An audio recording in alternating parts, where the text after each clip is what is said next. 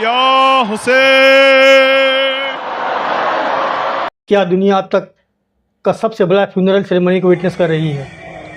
آیت اللہ علی خامنہ ای صاحب کی فنرل سیریمنی کو لے کر جو تصویریں سامنے آ رہی ہیں انہوں نے پوری دنیا کا دھیان ایران کی طرف کھینچ لیا ہے. ایک ایسا دیش جس کے بارے میں لوگوں نے سوچا تھا کہ امریکہ اور اسرائیل کے حملوں کے بعد ٹوٹ جائے گی، بکھر جائے گی، لیکن آج وہی ایران لاکھوں لوگوں کے سمندر کے ساتھ دنیا کے سامنے کھڑا نظر آ رہا ہے. کئی بڑے ملٹری کمانڈر اور ٹاپ لیڈر کی موت کے بعد بھی سوال وہی ہے، آخر یہ کون سی قوم ہے جو ہر بار اور مضبوط ہو کر کھڑی ہو جاتی ہے اور دنیا ایک ایسا منظر دیکھ رہی ہے جو شاید تاریخ کے سب سے یادگار لمحوں میں سے ایک ہوا ہے. سوچئے، ایک ملک جس پر لگاتار جنگ کا سایہ رہا، جس پر کئی اہم رہنماؤں نے اپنی جانیں قربانیں کر دی، جس پر دنیا کا سب سے بڑا طاقتوں کا دباؤ رہا، لیکن آج اسی ملک کے سڑکوں پر انسانوں کا سمندر امڑ رہا ہے. ہر طرف بس ایک ہی نظر، لوگ اور صرف لوگ، بزرگ، نوجوان، خواتین، بچے، ہر شخص اپنے سپریم لیڈر کو آخری الوداعی کہنے کے لیے گھر سے نکل چکا ہے. کئی لوگوں کے ہاتھوں میں سرخ پرچم لہرا رہا ہے جسے اکثر مزاحمت اور بدلے کی علامت سمجھی جاتی ہے. لیکن سب سے بڑا سوال، آخر یہ کون لوگ ہیں؟ آخر کس طرح کی تعلیم نے انہیں اتنا مضبوط بنایا؟ اتنے بڑے حادثے کے بعد بھی نہ چہرے پر خوف، نہ قدموں میں لرزش، بلکہ ہر قدم پر ایک نیا حوصلہ.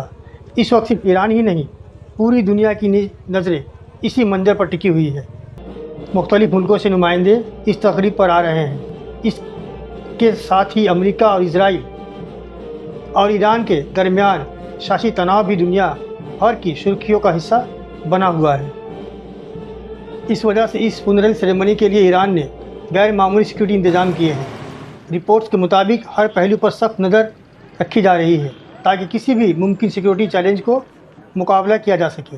لیکن ان سب سیاسی بحثوں سے ہٹ کر سڑکوں پر کھڑے عام لوگ ایک اور کہانی سنا رہے ہیں. ایک ایسی کہانی جہاں غم ہے لیکن غم سے بڑا عزم ہے، جہاں آنسو ہے لیکن آنسو سے بڑا یقین ہے. اس لیے دنیا حیران ہے، آخر کیسے اتنی مشکلات کے بعد بھی ایک قوم اتنی متحد نظر آ رہی ہے. یہ صرف ایک فنرل نہیں لگتی، یہ ایک جذبہ کا اظہار لگتا ہے، ایک پیغام کہ کچھ قوم امتحانوں سے ٹوٹتی نہیں بلکہ اور مضبوط ہو کر ابھرتی ہیں. اور اسی موقع پر علامہ اقبال صاحب کا وہ شعر یاد آ رہا ہے، یونان و مصر و روم سب مٹ گئے جہاں سے، اب تک مگر ہے باقی نام و نشاں ہمارا.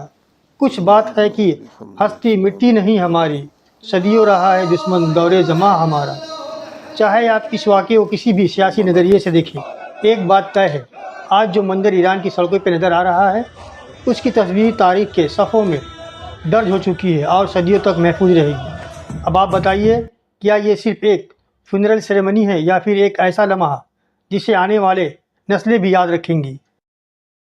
اپنی رائے کمنٹ میں ضرور لکھیں.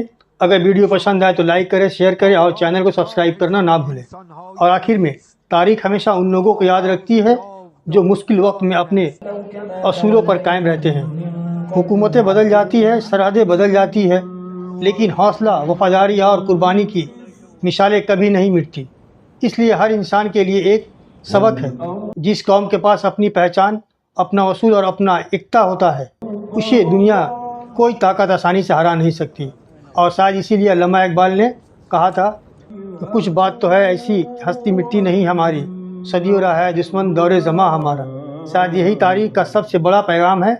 تاریخ آج بھی لکھی جا رہی ہے اور کل کی نسلیں فیصلہ کریں گی کہ کون صرف زندہ تھا اور کون تاریخ بن گیا.